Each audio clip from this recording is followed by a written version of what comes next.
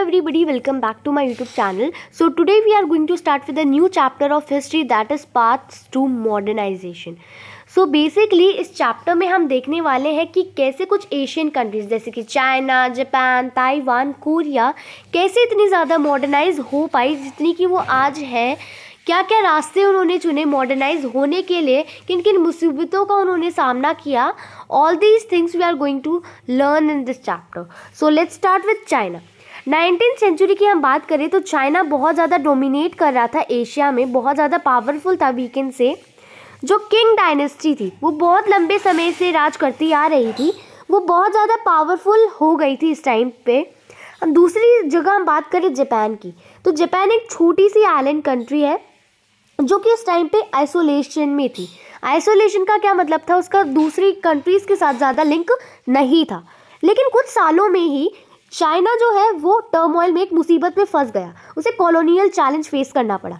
हमें पता है यूरोपियन कंट्रीज़ बहुत ज़्यादा डोमिनेट करती थी, वो अपनी कॉलोनीज़ बनाती फिर रही थी पूरी वर्ल्ड में. सिमिलरली अब उनकी नज़र थी चाइना के ऊपर, तो ये एक चैलेंज उनके सामने आया था.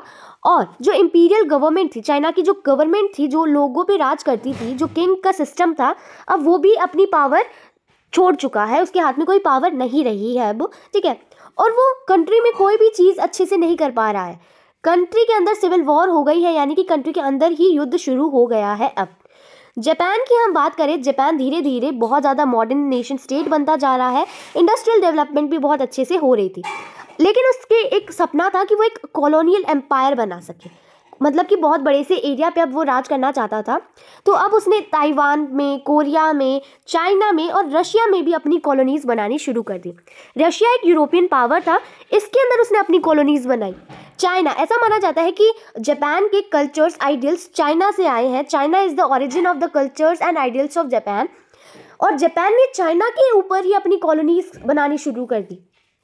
रशिया जैसी पावरफुल कंट्री में भी अपनी कॉलोनीज़ बनानी शुरू कर दी. और कितना छोटा सा नेशन था, सो इससे पता चल रहा है कि जापान कितना ज़्यादा पावरफुल हो चुका था, ठीक है. The Chinese reacted slowly, Chinese ने बहुत धीरे से रिएक्ट करा. उन्हें बहुत ज़्यादा मुसीबतों का सामना करना पड़ रहा था. उन्होंने सोचा कि अब क्यों ना वो अपने ट्रेडिशंस में कुछ चेंज लाए ताकि वो मॉडर्न वर्ल्ड के साथ कॉप अप कर पाए, ताकि वो वेस्टर्न और जापानीज़ कंट्रोल से छुटकारा पा सके.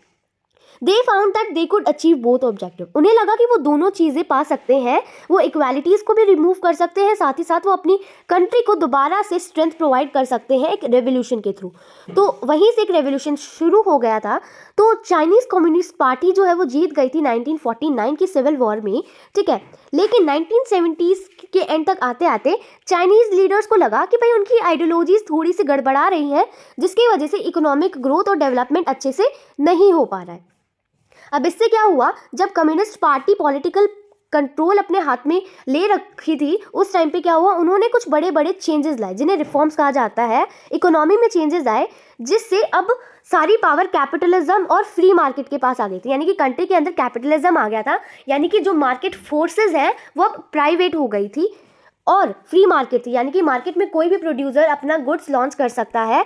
यानी कि सिंपल भाषा में मैं कहूँ तो डेवलपमेंट हो सके, इस तरह के रिफॉर्म्स लाए गए थे.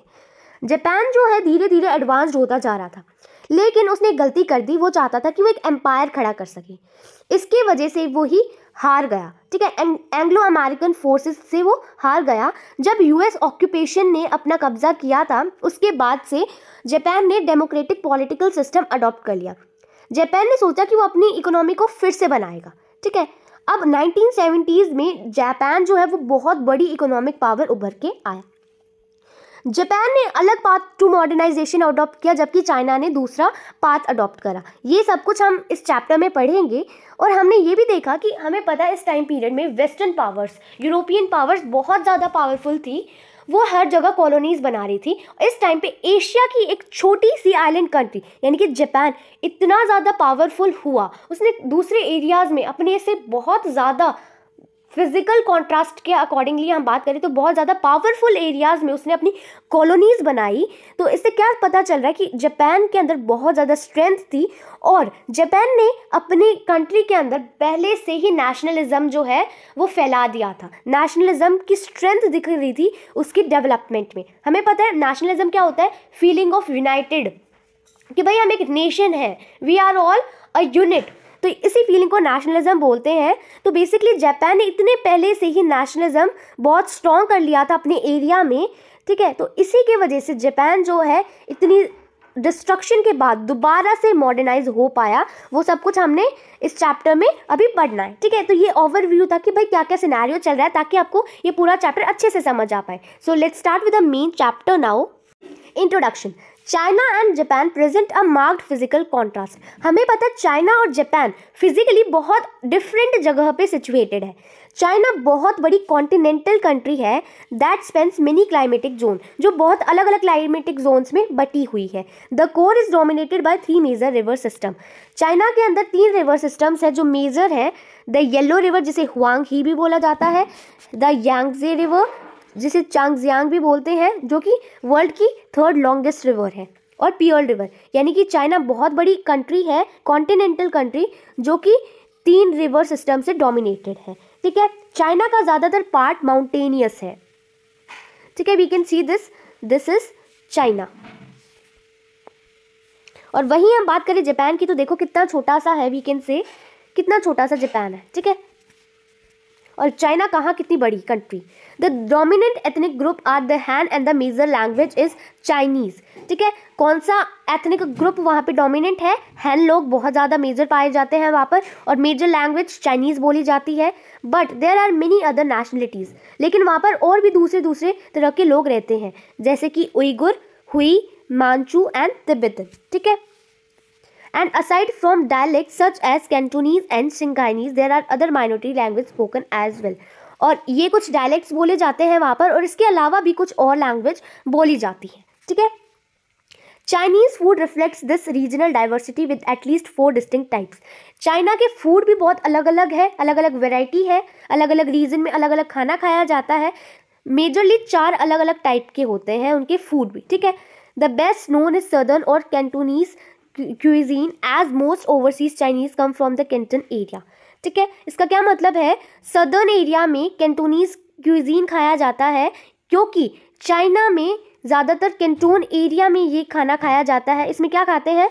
डिमसम बहुत फेमस है, ठीक है, and assortment of pastries and dumplings. So this is the food for south China which is eaten in south China. In the north की हम बात करें, व्हीट स्टेपल फूड है, जबकि शेजवान स्पाइसेस जो है, जो बुद्धिस्ट मॉन्क्स लाए थे एंशियंट पीरियड में सिल्क रूट के थ्रू, और चिलीज पोर्चुगीज ट्रेडर्स लाए थे 15th सेंचुरी में, उन्होंने भी क्यूजीन डेवलप कर दिया है चाइना में।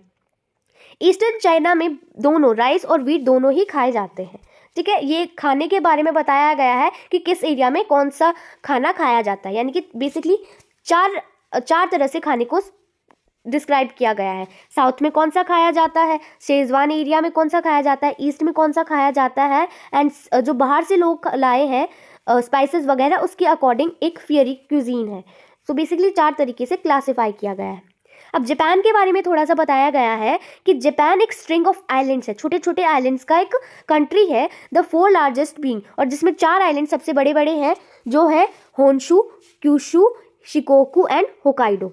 The Okinawan chain is the southernmost about the same latitude as Bahamas, ठीक है। जितना बाहामास, अमेरिका में जो बाहामास था, जो जिस लैटिट्यूड पे वो लाया करता, सिमिलरली उसी लैटिट्यूड पे ओकिनावन चेन है, एक छोटी सी चेन ऑफ आइलैंड्स है, जो कि जापान का ही पार्ट है, ठीक है। More than 50% of the land area of the main island is mountainous.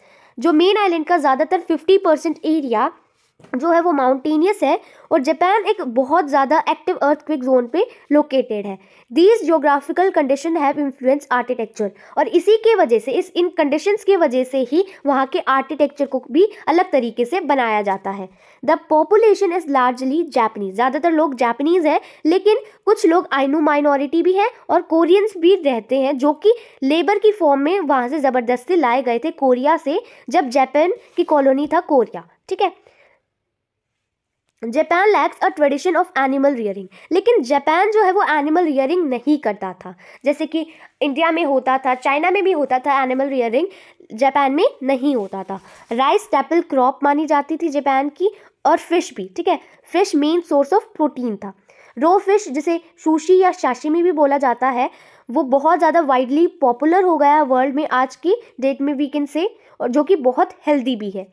We know sushi is very famous dish of Japan. Japan की अब हम बात करेंगे, पूरा अब जापान के बारे में है, जापान का political system as well as other feature, the Meiji restoration, this is all about Japan. So students, further we are going to do in next video. So if you like the video, you can subscribe to this channel for the part 2, and also please do like this video, and also if you have any doubt you can comment me down in the comment section. Thanks for watching.